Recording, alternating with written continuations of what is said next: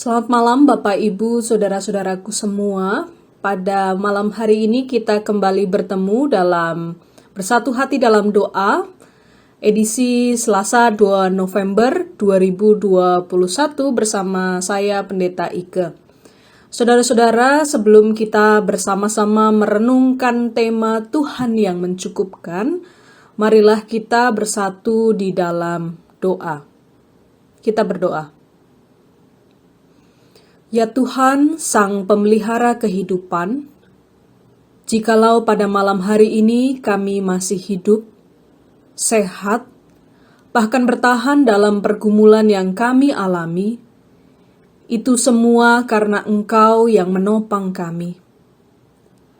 Kami bersyukur malam ini kami diberi kesempatan untuk mendengarkan kembali firman-Mu, yang kami yakin sungguh menjadi kekuatan, pengharapan dan sumber ketenangan kami. Bersabdalah ya Tuhan, kami sedia mendengarkan. Amin.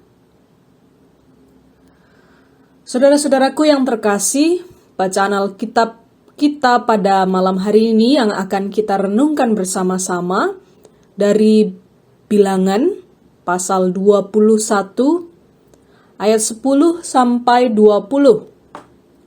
Bilangan pasal 21 ayat 10 sampai 20. Saudara-saudara nanti bisa membaca dalam teks yang lengkap. Saya akan membacakan pada ayat 16 sampai 17 saja yang akan menjadi fokus pada perenungan kita di malam hari ini. Bilangan pasal 21 ayat 16 sampai 17. Dari sana mereka ke Bir. Inilah sumur di mana Tuhan berfirman kepada Musa. Kumpulkanlah bangsa itu, maka aku akan memberikan air kepada mereka.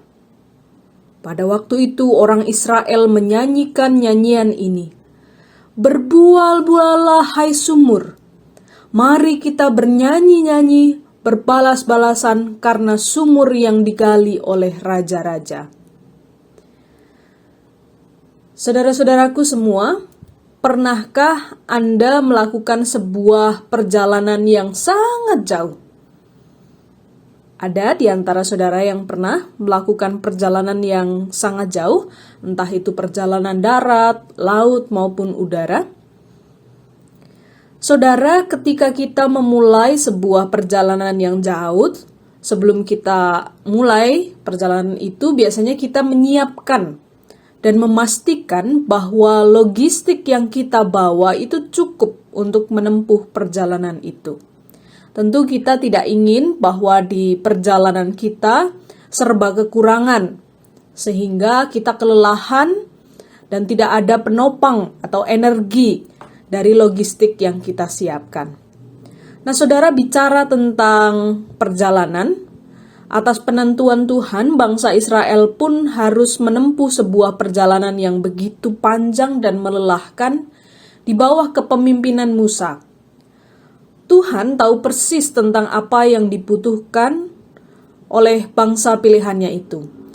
Mereka membutuhkan air, dan mereka juga membutuhkan makan yang cukup. Karena itulah Tuhan menjamin ketersediaan kebutuhan bangsa itu dengan berkata pada ayat 16 tadi.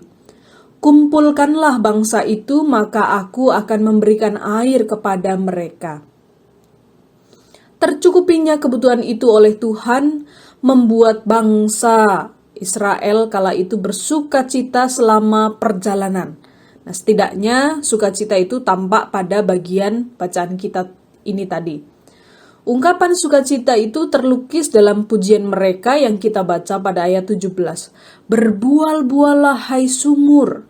Mari kita bernyanyi-nyanyi, berbalas-balasan karena sumur yang digali oleh raja-raja. Jaminan kecukupan ini membuat bangsa Israel merasa aman dalam pimpinan Tuhan. Tuhan Allah kita adalah Tuhan yang tidak pernah berubah untuk mencukupi kebutuhan umatnya. Saudara, Tuhan menjamin bahwa setiap orang yang mencarinya tidak akan kekurangan sesuatu pun yang baik. Bahkan di tengah perjalanan hidup yang berat sekalipun, Ia berjanji akan memenuhi segala keperluan kita menurut kekayaan dan kemuliaan-Nya di dalam Kristus Yesus. Tentu kita ingat apa yang dikatakan pemazmur pasal 23 ya. Ini menjadi lagu atau nyanyian favorit kita mungkin. Tuhan adalah gembalaku, takkan kekurangan aku. Ketika Tuhan mencukupi kebutuhan kita, kiranya kita juga dapat semakin mengenalnya sebagai Allah pemelihara hidup kita. Amin. Mari kita berdoa.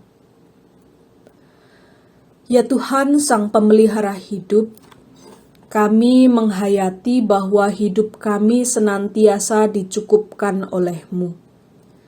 Ketika kami memerlukan makan dan minum, Engkau menyediakan melalui tangan-tangan orang di sekeliling kami.